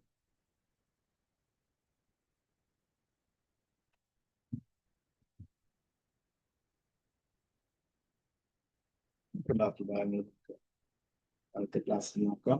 ഭക്തി സിദ്ധാന്ത സരസ്വതി ഠാക്കൂറിനെ കുറിച്ചുള്ള കുറച്ച് കാര്യങ്ങൾ നോക്കിയിട്ട് നമുക്ക് ആസ്വദിച്ചെടുക്കാം.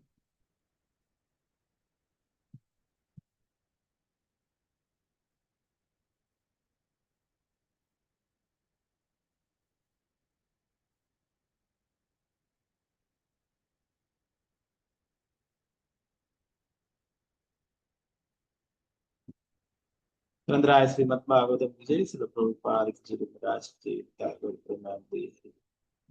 നമ്മളിത് പലപ്പോഴും കേട്ടിട്ടുള്ളത് തന്നെയാണ്. എന്നാലും നമുക്ക് ഇന്ന് ആചാര്യന്റെ ആ തിഥി ആയതുകൊണ്ട് തന്നെ തിരുവഭാവ തിഥി ആയതുകൊണ്ട് നമുക്ക് ആചാര്യനെ കുറിച്ച് കുറച്ച് കാര്യങ്ങൾ ക്ലാസ് വെച്ചു.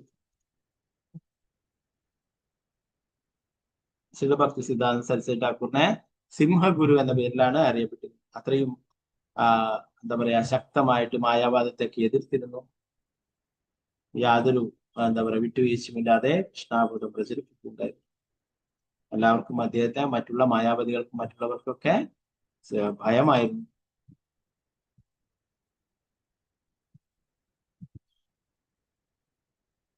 നമോ വിഷ്ണുപാദായ കൃഷ്ണപൃഷ്ഠായ ഭൂതലേ ശ്രീമതേ ഭക്തി സിദ്ധാന്ത സരസ്വതി ഇതി നാമിനേ. ഭഗവാൻ കൃഷ്ണന്റെ പാദാഭുജങ്ങളിൽ അഭയം പ്രാപിച്ച അവിടുത്തേക്ക് ഏറ്റവും പ്രിയങ്കരനായ ദിവ്യ പൂജ്യ ശ്രീ ഭക്തി സിദ്ധാന്ത സരസ്വതി ഠാക്കൂർ പ്രഭുപാദ് മഹാരാജിന് ഞാൻ ആദരപൂർവമായ പ്രണാമങ്ങൾ. 1874 ഫെബ്രുവരി 16 തീയതി ശ്രീ ഭക്തി വിനോദ് ഠാക്കൂറിന്റെ 4ാമത്തെ പുത്രൻ തീർത്ഥനഗരമായ ജഗന്നാഥപുരിയിൽ ജനിച്ചു. വിമൽ പ്രസാദ് എന്നായിരുന്നു അദ്ദേഹത്തിന്റെ പേര്. ജനനസമയത്ത് നക്ഷത്രങ്ങളുടെ സ്ഥാനം അനുസരിച്ച് ആ ബാലകൻ അതിബുദ്ധിമാനും ലോകപ്രശസ്തനുമായ കൃഷ്ണപ്രേമത്തിന്റെ പ്രചാരകനാകുമെന്ന് ജ്യോതിഷൻ പ്രവചിക്കുകയുണ്ടായി. ഒരു മഹത്തായ വ്യക്തിത്വത്തിന്റെ അഥവാ മഹാപുരുഷന്റെ എല്ലാ അടയാളങ്ങളുമുള്ള അത്തരമൊരു ജാതകം താൻ മുമ്പ് കണ്ടിട്ടില്ലെന്ന് അദ്ദേഹം നിഗമനത്തിലെത്തി. കാരണം കുട്ടിക്കാലത്ത് എന്താണ് പേര്? വിമൽ പ്രസാദ് എന്നായിരുന്നു. ജഗന്നാഥപുരിയിലായിരുന്നു ജനിച്ചിട്ടുണ്ടായിരുന്നത്.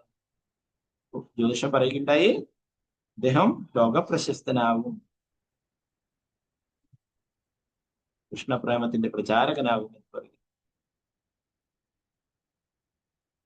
വിമൽ പ്രസാദിന് ഏകദേശം 6 മാസം പ്രായമുള്ളപ്പോൾ നഗരത്തിൽ ജഗന്നാഥ് ഭഗവാന്റെ മഹത്തായ രഥയാത്ര ഉത്സവ ആഘോഷങ്ങൾ തുടങ്ങി. കൂറ്റൻ രഥങ്ങൾ ഭക്തി വിനോദ് ഠാക്കൂറിന്റെ വീടിന് മുന്നിലൂടെ കടന്നു പോയപ്പോൾ പെട്ടെന്ന് നിന്നു. ആളുകൾ എത്ര തള്ളിയിട്ടും വലിച്ചിട്ടും ഒരു തരത്തിലും രഥങ്ങൾ മുന്നോട്ട് കൊണ്ടുപോകാൻ കഴിഞ്ഞില്ല. ഭഗവാൻ സർവസ്വതന്ത്രനായതിനാൽ തന്റെ സ്വന്തം മധുരതരമായ ഇച്ഛയാൽ മാത്രമേ അവിടുന്ന് നീങ്ങുകയുള്ളൂ, അല്ലാതെ മറ്റൊരു കാരണത്താലോ അല്ല.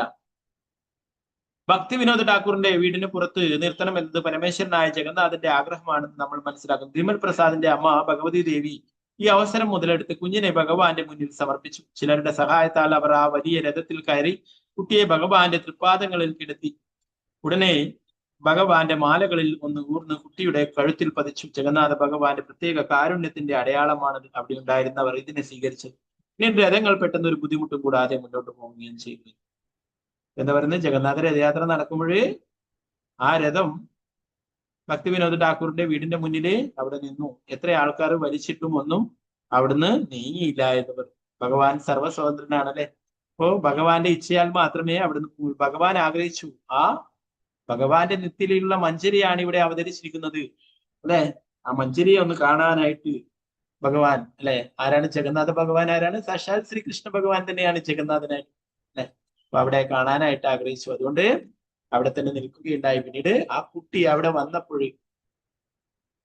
ഭക്തി വിനോദ് ഠാക്കൂറിന്റെ ഭാര്യ ആ കുട്ടിയും എടുത്ത് രഥത്തിൽ കയറിയിട്ട് ഭഗവാന്റെ മുന്നിൽ അവിടെ നമസ്കരിപ്പിച്ചു. അപ്പോഴ് ജഗന്നാഥ ഭഗവാന്റെ കഴുത്തിലുണ്ടായിരുന്ന മാല താഴേക്ക് വീഴുകയും ആ കുട്ടിക്ക് ലഭിക്കുകയുണ്ടായി. കുട്ടിയെ ഭഗവാൻ അനുഗ്രഹിച്ചു. അപ്പോ ആ ഒരു ലീല കണ്ടപ്പോൾ തന്നെ അവർക്ക് തോന്നി, ഇത് ഭക്തി വിനോദ് ഠാക്കൂറിന് തോന്നി, ഇത് ഞാൻ നേരത്തെ പ്രാർത്ഥിച്ചിട്ടുള്ള ആ കുട്ടി തന്നെയാണ്. അത് ഉറപ്പിക്കുകയുണ്ടായി, ഈ കുട്ടി തന്നെയാണ് ഭഗവാൻ അയച്ചിട്ടുള്ളത് എന്നെ സഹായിക്കുവാനായിട്ട്. ഭക്തി വിനോദ് ഠാക്കൂറിന്റെ വീടിന് പുറത്ത് നിർത്തണമെന്ന് പരമേശ്വരനായ ജഗന്നാഥന്റെ ആഗ്രഹമാണെന്ന് നമ്മൾ വിമലപ്രസാദിന്റെ അമ്മ ഭഗവതി ദേവി ഈ അവസരം മുതലെടുത്ത് കുഞ്ഞിനെ ഭഗവാന്റെ മുന്നിൽ സമർപ്പിച്ചു. ചിലരുടെ സഹായത്താൽ അവർ വലിയ രഥത്തിൽ കയറി കുട്ടിയെ ഭഗവാന്റെ തൃപ്പാദങ്ങൾക്ക് ഉടനെ ഭഗവാന്റെ മാലകളിൽ നിന്ന് കുട്ടിയുടെ കഴുത്തിൽ പതിച്ചു. ജഗന്നാഥ ഭഗവാന്റെ പ്രത്യേക കാരണത്തിന്റെ അടയാളമാണ് അവിടെ ഉണ്ടായിരുന്നവർ ഇതിനെ സ്വീകരിച്ചു. പിന്നീട് രഥങ്ങൾ പെട്ടെന്ന് ബുദ്ധിമുട്ടും കൂടാതെ മുന്നോട്ട്. ഭക്തി വിനോദ് ഠാക്കൂർ കൃഷ്ണാബോധം പ്രചരിപ്പിക്കുവാനുള്ള ശ്രേഷ്ഠമായ പ്രവർത്തനത്തിൽ സഹായിക്കുവാൻ ഒരു സാധുപുത്രനെ ലഭിക്കുവാൻ ശക്തമായി ആഗ്രഹിച്ചിരുന്നു. വിമൽ പ്രസാദിന്റെ ആത്മീയ ഉത്സാഹം കണ്ടപ്പോൾ അദ്ദേഹം വളരെ സന്തുഷ്ടനാകും കുട്ടിയെ ശ്രദ്ധാപൂർവം പരിശീലിപ്പിക്കുകയും ചെയ്തു. കുട്ടിക്കാലം മുതൽ ഭക്തി വിനോദ് തന്റെ മകനെ ശ്രീമൂർത്തി ആരാധനയിലും കൃഷ്ണനാമങ്ങൾ ജപിക്കുന്നതിലും വ്യാപൃതനാക്കിയിരുന്നു. വിമൽ പ്രസാദ് അസാധാരണനായിരുന്നു. 2-3 വയസ്സുള്ളപ്പോൾ ഒരിക്കൽ അച്ഛൻ ചന്തയിൽ നിന്നും മാമ്പഴം വീട്ടിലേക്ക് കൊണ്ടുവന്നു. കുട്ടി ഒരു വലിയ ചുവന്ന പഴുത്ത മാമ്പഴം എടുത്ത് ഉടനടി കഴിക്കാൻ തുടങ്ങി. അവന്റെ അച്ഛൻ അവനെ ഓർമ്മിപ്പിച്ചു, കാത്തിരിക്കൂ, ഭഗവാൻ കൃഷ്ണന് നിവേദിച്ചിട്ടില്ലാത്ത ഭക്ഷണമോ കഴിക്കരുത്. നമ്മൾ കഴിക്കുന്നതിന് മുമ്പെല്ലാം ആദ്യം ഭഗവാന് നിവേദിക്കണമെന്ന് ഓർക്കുക. കുട്ടിക്ക് നാണം തോന്നി. ചെറുപ്പമായിരുന്നിട്ടും ഇനി ഒരിക്കലും മാമ്പഴം കഴിക്കില്ലെന്ന് പ്രതിജ്ഞ എടുത്തു. ഈ പ്രതിജ്ഞ അദ്ദേഹം ജീവിതകാലം മുഴുവൻ പാലിച്ചു.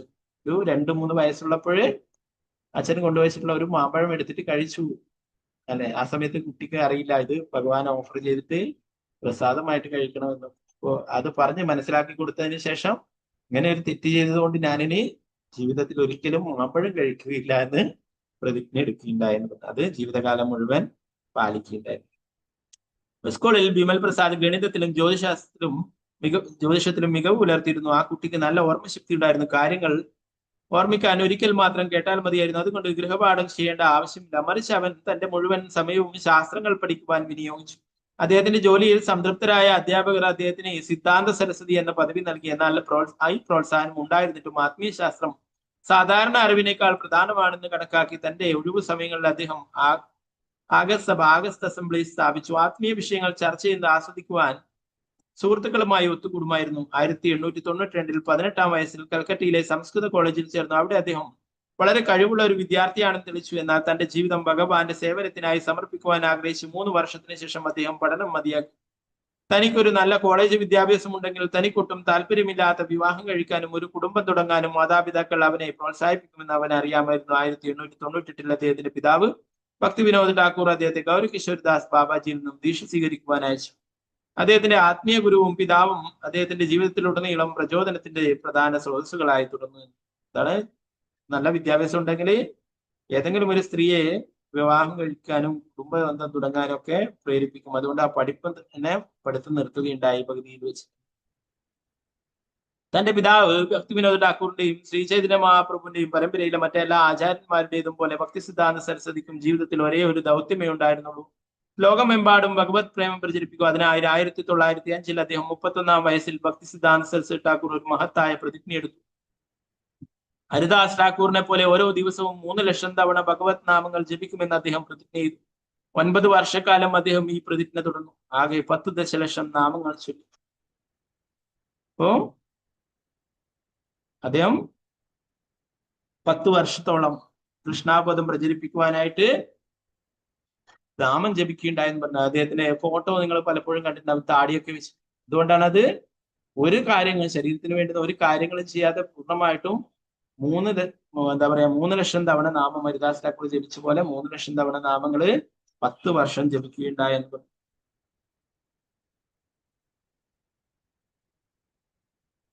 ഒരിക്കൽ ഭക്തി വിനോദ് ഠാക്കൂറിനെ ചില സ്മാർത്ഥ ബ്രാഹ്മണർ സമ്മേളനത്തിന് ക്ഷണിച്ചു. ബ്രാഹ്മണ കുടുംബത്തിൽ ജനിച്ചവർക്ക് മാത്രമേ ഭഗവാനെ ആരാധിക്കുവാനും ശിഷ്യരെ സ്വീകരിക്കുവാനും അനുവാദമുള്ളൂ എന്ന് സ്മാർത്ഥ ബ്രാഹ്മണർ അവകാശപ്പെട്ടു. ശാസ്ത്ര ഗ്രന്ഥങ്ങൾ അനുസരിച്ച് ഇത് തെറ്റാണ്. എന്നാൽ മിക്ക ആളുകളും ബ്രാഹ്മണരോടുള്ള ഭയവും ബഹുമാനവും കാരണം അവരുടെ അവകാശത്തെ അന്ധമായി പിന്തുടർന്നു. ഭക്തി വിനോദ് ഠാക്കൂർ ഈ സമ്മേളനത്തിൽ പങ്കെടുത്ത് ഈ വഞ്ചന അവസാനിപ്പിക്കുവാൻ ഏവരും ആകാംക്ഷയോടെ കാത്തിരിക്കുകയായിരുന്നു. അദ്ദേഹത്തിന് അസുഖം ബാധിച്ചതുകൊണ്ട് ഉത്സാഹം ഉണ്ടായിരുന്നിട്ടും പോകാൻ കഴിഞ്ഞില്ല. പകരം തന്റെ മകനായ ഭക്തി സിദ്ധാന്ത സരസ്വതി അയച്ചു. ഇന്ത്യയിലുടനീളമുള്ള ഏറ്റവും ആദരണീയരായ സ്മാർത്ഥ ബ്രാഹ്മണരും മായാവാദികളും സമ്മേളനത്തിൽ പങ്കെടുത്തു.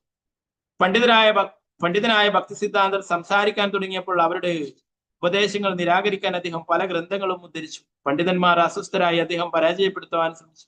എന്നാൽ ഓരോ തവണയും അദ്ദേഹം കൂടുതൽ വാക്യങ്ങൾ ഉദ്ധരിച്ച് അവരെ വീണ്ടും വീണ്ടും പരാജയപ്പെടുത്തി. ഇങ്ങനെ 3 ദിവസം യോഗം നീണ്ടു. 3-ാം ദിവസം ഭക്തി സിദ്ധാന്ത സരസ്വതി അവസാന പ്രസംഗം നടത്തി. അദ്ദേഹം 2 മണിക്കൂർ ശക്തമായും വ്യക്തമായും സംസാരിച്ച് പൂർത്തിയാക്കിയപ്പോൾ ആർക്കും ഒന്നും പറയാൻ കഴിഞ്ഞില്ല. വഞ്ചകർ പരാജയം ഏറ്റുവാങ്ങാൻ നിർബന്ധരായി.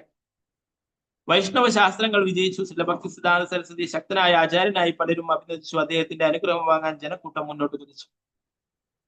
അപ്പോ ഭക്തി സിദ്ധാന്ത സരസ്വതി ഠാക്കൂർ പ്രഭുപാദിനോട് അസൂയുള്ള ഇങ്ങനെയുള്ളവരൊക്കെ അദ്ദേഹത്തെ വധിക്കാൻ പോലും പരിപാടി ഇട്ടിരുന്നു എന്ന് പറയുന്നു. അപ്പൊ അദ്ദേഹത്തിന്റെ ഒരു ശിഷ്യൻ ഇതറിയുകയും അദ്ദേഹത്തെ ഒരു സ്ഥലത്ത് പോകുന്നതിനെ തടയുകയും ആ ശിഷ്യൻ അവിടേക്ക് പോവുകയൊക്കെ ഉണ്ടായിരുന്നു. പിന്നീട് രണ്ട് ഗുരുക്കന്മാരുടെ വിയോഗത്തെ പറഞ്ഞ 1914 ഭക്തി സിദ്ധാന്ത സരസ്വതിയുടെ പിതാവും ആത്മീയ വഴികാട്ടിയുമായ ശ്രീല ഭക്തി വിനോദ് ഠാക്കൂർ ഇഹലോകവാസം അവസാനിച്ചു. ഒരു വർഷത്തിന് ശേഷം അദ്ദേഹത്തിന്റെ ആത്മീയ ഗുരുവായ ശ്രീല ഗൗരി കിശോരിദാസ് ബാബാജിയും ഭക്തി സിദ്ധാന്ത സരസ്വതിക്ക് അവരുടെ അഭാവം നിശ്ചിതമായി അനുഭവപ്പെട്ട് പ്രചോദനത്തിന്റെ രണ്ട് പ്രധാന സ്രോതസ്സുകളായ തനിക്ക് എങ്ങനെ പ്രചാരണം തുടരാൻ കഴിയുമെന്ന് അദ്ദേഹത്തിന് അറിയില്ലായിരുന്നു. ഒരു രാത്രി അദ്ദേഹം ഒരു സ്വപ്നം കണ്ടു. ചൈതന്യ മഹാപ്രഭുവിന്റെയും സഹചരന്മാരുടെയും മനോഹരമായ നൃത്തരൂപങ്ങളും കണ്ടു.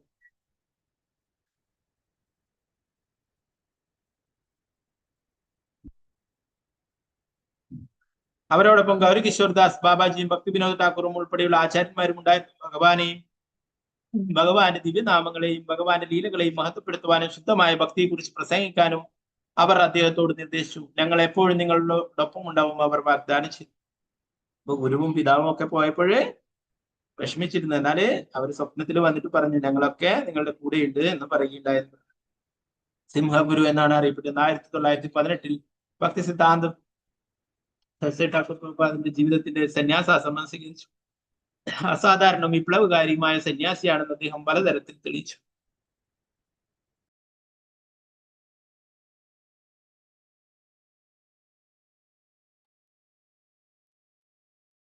അക്കാലത്ത് സന്യാസാശ്രമത്തിലെ അംഗങ്ങൾ ഭൗതികാസക്തിയുള്ള ആളുകളുമായി ഇടപഴകാതിരിക്കാൻ ഏകാന്തമായ സ്ഥലങ്ങളിൽ താമസിക്കുന്നത് പതിവായിരുന്നു. ഭഗവാൻ ചൈതന്യ മഹാപ്രഭുവിന്റെ ഏറ്റവും അടുത്ത ഭക്തനായ രൂപഗോസ്വാമിയുടെയും രഘുനാഥ് ഗോസ്വാമിയുടെയും പാദം പിന്തുടർന്ന ഭക്തി സിദ്ധാന്ത സരസ്വതിക്ക് വ്യത്യസ്തമായ ഒരു പ്രയോഗമുറയുണ്ടായിരുന്നു. ലോകമായുള്ള സമ്പർക്കം ഒഴിവാക്കുന്നതിന് പകരം അദ്ദേഹം ഭൗതിക വസ്തുക്കൾ ഭഗവാന്റെ സേവനത്തിൽ പ്രത്യേകിച്ച് പ്രചരണത്തിനായി ഉപയോഗിച്ചു.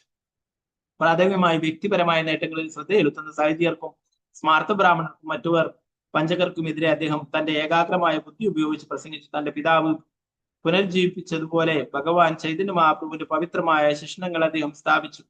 പ്രഭാവം അതിശയകരമായിരുന്നു. അദ്ദേഹം പോകുന്നിടത്തെല്ലാം തോൽക്കുമെന്ന് ഭയന്ന് വഞ്ചകർ ഓടിപ്പോകുമായിരുന്നു. ഭയമില്ലാത്ത സിംഹത്തെ പോലെ അദ്ദേഹം ഭഗവത് സന്ദേശം മുഴക്കിക്കൊണ്ടിരുന്നു. അതിനാൽ അദ്ദേഹത്തെ സിംഹഗുരു എന്ന് വിളിച്ചിരുന്നു. ഭക്തർ ആഹ്ലാദഭരിതരായി, അവിശ്വാസികൾ അസ്വസ്ഥരായി. അദ്ദേഹം മരിക്കണമെന്ന് ആഗ്രഹിച്ചു. ഭക്തി സിദ്ധാന്തനെ ബന്ദിയാക്കാതെ കൊല്ലാൻ അനുവദിക്കുന്ന അത്തരത്തിലുള്ള ഒരു വഞ്ചക സംഘം പ്രാദേശിക സൈന്യ ഉദ്യോഗസ്ഥന് ഗണ്യമായ കൈക്കൂലി വാഗ്ദാനം ചെയ്തു. വിവേകിയായ സൈനിക ഉദ്യോഗസ്ഥൻ ഭക്തി സിദ്ധാന്ത സരസ്വതിയെ താക്കീത് ചെയ്തതിനാൽ അദ്ദേഹം ഉടൻ തന്നെ അവിടെ വിട്ടു. ശുദ്ധഭക്തനായ പ്രഹ്ലാദ് മഹാരാജാവിനെ പോലെ ഭഗവാൻ എപ്പോഴും അദ്ദേഹത്തെ സംരക്ഷിച്ചു. അസുരന്മാർക്ക് അദ്ദേഹത്തെ ഉപദ്രവിക്കുവാൻ കഴിഞ്ഞിട്ടില്ല എന്ന് പറഞ്ഞു. ഒരിക്കലേ അദ്ദേഹത്തെ കൊല്ലുവാനായിട്ട് സൈനിക ഉദ്യോഗസ്ഥനൊക്കെ കൈക്കൂലിയൊക്കെ കൊടുക്കുകയുണ്ടായെന്ന് പറഞ്ഞു. എന്നാലേ ഭഗവാൻ അതിൽ നിന്നൊക്കെ രക്ഷിച്ചു. സിംഹഗുരു എന്ന് വിളിക്കപ്പെട്ടിരുന്നെങ്കിലും അദ്ദേഹം എല്ലാ മനുഷ്യരിലും ഏറ്റവും താഴ്ന്നവനായി സ്വയം കണക്കാക്കി. അദ്ദേഹത്തിന് ആയിരക്കണക്കിന് അനുയായികൾ ഉണ്ടായിരുന്നു. പക്ഷെ അദ്ദേഹം ഒരിക്കലും സ്വയം ഒരു നേതാവായി കണക്കാക്കിയില്ല. അദ്ദേഹം തന്റെ ശിഷ്യന്മാരെ പ്രഭു അഥവാ യജമാനൻ എന്നാണ് വിളിക്കുന്നത്. ആരെങ്കിലും അദ്ദേഹത്തെ കാണാൻ വരുമ്പോൾ ദാസോസ്മി, ഞാൻ നിങ്ങളുടെ ദാസനാണ് എന്ന് അഭിവാദ്യം ചെയ്യുമായിരുന്നു. ഈ രീതിയിൽ അദ്ദേഹം ഭഗവാൻ ചൈതന്യ മഹാപ്രഭുവിന്റെ ഉപദേശങ്ങൾ അനുഷ്ഠിച്ചു. എപ്പോഴും ഒരു ആചാര്യനായി പ്രവർത്തിച്ചു. മറ്റുള്ളവർക്ക് പിന്തുടരാൻ അനുയോജ്യമായ ഒരു മാതൃക ഉണ്ടായി. അപ്പൊ അദ്ദേഹം 64 ഗൗഡീയ മഠങ്ങളൊക്കെ സ്ഥാപിക്കുകയുണ്ടായി. ധാരാളം കാര്യങ്ങളുണ്ട്. എന്നാൽ നമുക്ക് സമയക്കുറവ് മൂലം നമ്മൾ കൂടുതലായിട്ട് എടുക്കുന്നില്ല. അപ്പോ ശ്രീല പ്രഭുപാദരുടെ ഗുരുവാണ് അല്ലെ. ശ്രീല പ്രഭുപാദന് അദ്ദേഹത്തിന്റെ ഗുരുവിന്റെ ആ നിർദ്ദേശങ്ങൾ നടപ്പിലാക്കുകയും ലോകം മുഴുവൻ കൃഷ്ണാബോധം പ്രചരിപ്പിക്കുകയും ചെയ്തു അല്ലെ. അപ്പൊ ആ ഭക്തി സിദ്ധാന്ത സരസ്വതി ഠാക്കൂർ എന്ന് പറയുന്നത് ഭഗവാന്റെ നിത്യലയിലുള്ള മഞ്ചരിയാണ്, നയനമണി മഞ്ചരി അല്ലെ. അപ്പോ ആ ഭക്തി സിദ്ധാന്ത സരസ്വതിക്ക് പ്രിയപ്പെട്ട ശിഷ്യനാണ് ശ്രീല പ്രഭുപാദൻ അല്ലെ. ആ ശ്രീല പ്രഭുപാദന്റെ ഗ്രന്ഥങ്ങളാണ് നമ്മൾ പഠിക്കുന്നത്. ഭഗവാന്റെയും ഗുരുവിന്റെ കാരണങ്ങൾ, ശ്രീല പ്രഭുപാദന്റെ ഒക്കെ കാരണങ്ങൾ നമ്മൾ ആ കൃഷ്ണാബോധ പ്രസ്ഥാനത്തിലാണ് അല്ലെ. നമ്മൾ കൂടുതൽ ഭക്തി സേവനങ്ങളൊക്കെ അനുഷ്ഠിക്കുക ഭഗവാന്റെ ഓക്കെ. നമുക്ക് എല്ലാവർക്കും ഭക്തി സിദ്ധാന്ത സരസ്വതി ഠാക്കൂർ പ്രഭുപാദ് മഹാരാജനോട് പ്രാർത്ഥിക്കാം. നമുക്കും ഭക്തിയിൽ ഉയർന്നു വരുവാനായിട്ട് ആചാര്യന്മാരുടെയും ഭഗവാന്റെ ഒക്കെ കാരുണ്യം ലഭിക്കുവാനായിട്ട് 3 പ്രാവശ്യം ഹരേ കൃഷ്ണ മഹാമന്ത്രം ഹരേ കൃഷ്ണ കൃഷ്ണ കൃഷ്ണ ഹരേ രാമ ഹരേ രാമ രാമ രാമ ഹരേ ഹരേ ഹരേ കൃഷ്ണ ഹരേ ഹരേ ഹരേ രാമ രാമ ഹരേ ഹരേ കൃഷ്ണ ഹരേ ഹരേ ഹരേ രാമ രാമ രാമ ഹരേ രാമ രാമ കൃഷ്ണ ഹരേ ഹരേ ഹരേ രാമ രാമ